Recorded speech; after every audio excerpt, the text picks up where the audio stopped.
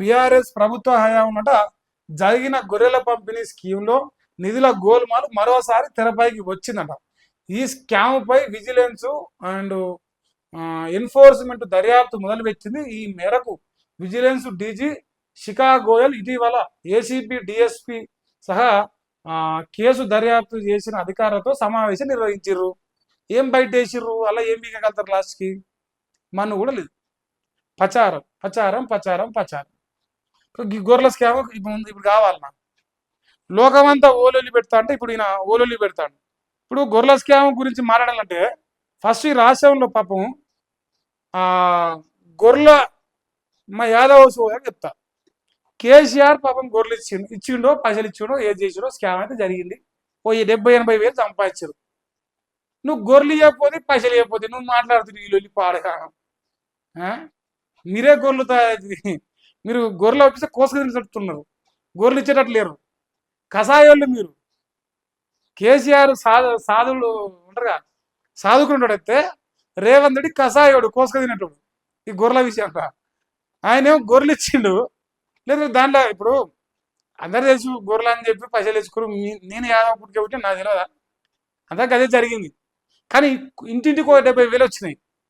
మరి నువ్వేం మీకు ఇచ్చినావు? గొర్రెలు ఇవ్వలే, పైసలు ఇవ్వలే, లాస్ట్కి పంగనాలు పెట్టి ఇక స్కామ్ అంటాను. ఇప్పుడు చెలి పాడుగా ఏం మనిషి వల్ల నువ్వు మా అన్న చెప్పంటే నాకు సిగ్గా అనిపిస్తాను. ఇక ముంబైపై చెన్నై గ్రాండ్ విక్టరీ కొట్టుకుంటా. సిఎస్కే అంటారా? సిఎస్కే ముంబై పైన గెలిచిందంట. మరి మనకు తెలియదు, మీరు చెప్పురే.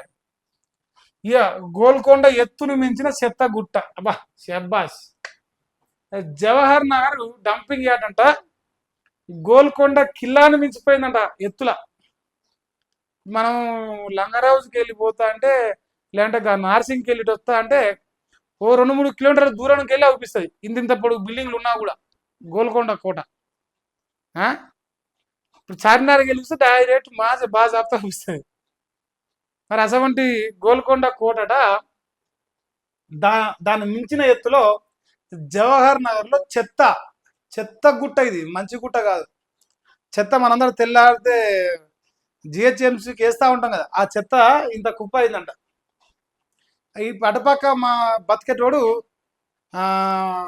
అప్పట్లో గోరటి వెంకన్న పాట రాసిండు. ఇప్పుడు ఆ పాట గుర్తుకొస్తుంది ఈ సందర్భంగా. అప్పుడు ఆడ చికెన్ వండుకున్నా, మటన్ వండుకున్నా కంపు తప్ప ఆ కూర వాసన కూడా ఎరగదు. కంపు వాసన తప్ప ఆ కూర వాసన కూడా వాళ్ళకు ఏర్పడదు. అంత దుర్మార్గంగా అక్కడ చెత్త అనేది మేడ్చల్ నియోజకవర్గానికి వస్తాను కూడా. మన మల్లికాక ఇప్పుడు మాట్లాడతాడు కదా జవహర్ నగర్ అని, అదే ఇది విషయం. సో ప్రపంచంలోనే 4వ అత్యంత కాలుష్య కారక స్థలంగా జవహర్ నగర్ డంపింగ్ యార్డ్ ఉందట ప్రపంచంలో. అంటే ముంబై లాంటి నగరము, ఢిల్లీ లాంటి నగరము, బెంగళూరు లాంటి నగరాల కంటే మించి ఇంకా దేశమే కాదు ప్రపంచంలోనే 4వ స్థానానికి వచ్చిందంట ఓన్లీ జవహర్ నగర్ చెత్త. ఇక మరి వరల్డ్ రికార్డు కొడతామేమో ఇంకా చెప్పలేము. ఇక గంటకు రిలీజ్ అవుతున్న మిథేన్ అంట 5.9 టన్నులంట. కార్బన్ డైఆక్సైడ్ కంటే 86 రెట్లు డేంజరస్ అంట. గ్రౌండ్ వాటర్ కలుషితమైంది 10 కిలోమీటర్ల లోపలట.